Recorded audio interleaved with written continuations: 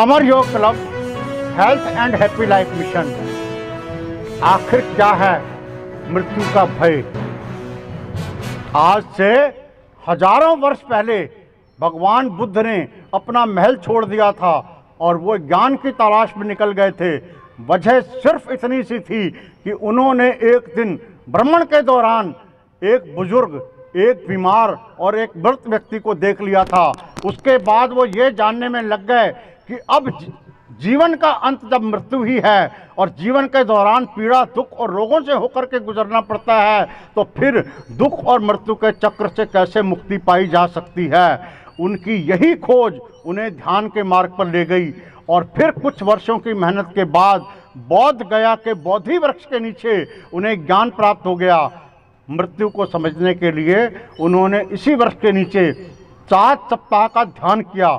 आप इसे प्राचीन क्वारंटाइन भी कह सकते हैं, क्योंकि भगवान बुद्ध ने ऐसा मृत्यु को समझने के लिए किया और आज भी पूरी दुनिया मृत्यु से बचने के लिए खुद को अलग थलग कर रही है। इसी अज्ञातवास या एकांतवास को आज का क्वारंटाइन भी कह सकते हैं। जाहिर है कि मृत्यु शाश्वत सत्य है और मृत्यु की मर्जी के आगे किसी की भी नहीं चलती।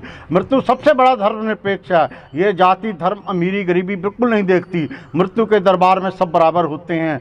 आज मैं उसी डर या भय की बात करूंगा जिसका हमारे पूरे जीवन पर प्रभाव पड़ता है। यदि आप अपने विवेक का जागरण करके भय के ऊपर नियंत्रण करना आपने सीख लिया तो आपका जीवन सुख, शांति और आनंद से भर जाएगा। जब मैं बच्चा था तब मेरे डर दूसरे होते थे, जैसे स्कूल जाने का डर, होमवर्क न करने पर सजा का डर, परीक्षा में अच्छे अंक न लाने का डर, भूत का डर, आवारा कुत्तों का डर। मेरे बचपन के बाकी डर भी समय समय के साथ समाप्त हो गए।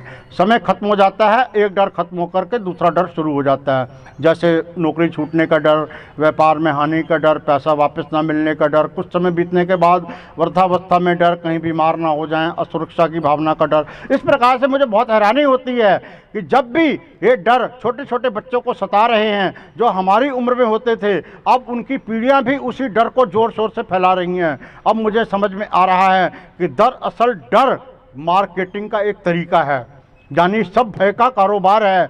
डर की मार्केटिंग का ये नुस्खा आज भी उतना ही कामयाब है जितना कई साल पहले हुआ करता था। पाप रोकने की कोशिश के लिए धर्म गुरुओं ने डर को पैदा किया, जो आज के युग में भी सफलतापूर्वक चल रहा है। वैसे डर का कारोबार बहुत पुराना है, पुराने राजाओं के काल में भी डर से चला आ रहा है और आज के ज़माने में भी जारी है।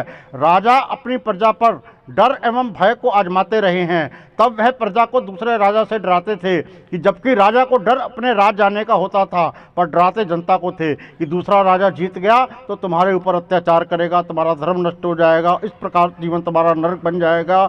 आज भी वही जारी है। समय के साथ साथ सभी कारोबार करने के तरीके बदल चुके हैं, लेकिन डर के सारे तरीके पुराने हैं। डर के काम में पूंजी निवेश बहुत कम नाम मात्र का होता है। अब इस महामारी में भी बहुत सारे लोग डर के कारण ज़्यादा लोग मरेंगे। डर से ज़्यादा खतरनाक इस पूरी दुनिया में कोई वायरस नहीं है। इस डर को समझिए, अन्यथा मौत से पहले ही आप एक जिंदा लाश बन जाएंगे। अगर किसी महामारी से अगर आप नहीं भी मरे तो भी एक ना एक दिन आपको मरना ही होगा और एक दिन वो कोई भी हो सकता है। इसलिए अपने जीवन को आनंद, खुशी और प्रसन्नता से कैसे जीवें, नकारात्मकता को कैसे दूर रखें। इस समय इस डर से, बीमारी से कोई अगर आपको बचा सकता है, बहुत ध्यान देने वाली बात है कि अगर कोई आपको बचा सकता है तो आप खुद हैं। इसलिए नियमित योग, ध्यान, अध्यात्म, परमात्मा के शरण में रह करके ही स्वस्थ रह सकते हैं। वो जो कीड़ों में भी पत्थर पाल सकता है, वो कोई रास्ता भी निकाल सकता है। वो सारे जहान का मालिक है, वो हर मुसीबत को टाल सकता है और आपके मन को भी और तन को दोनों को स्वस्थ कर सकता है। अमर योग club health and happy life mission दोनों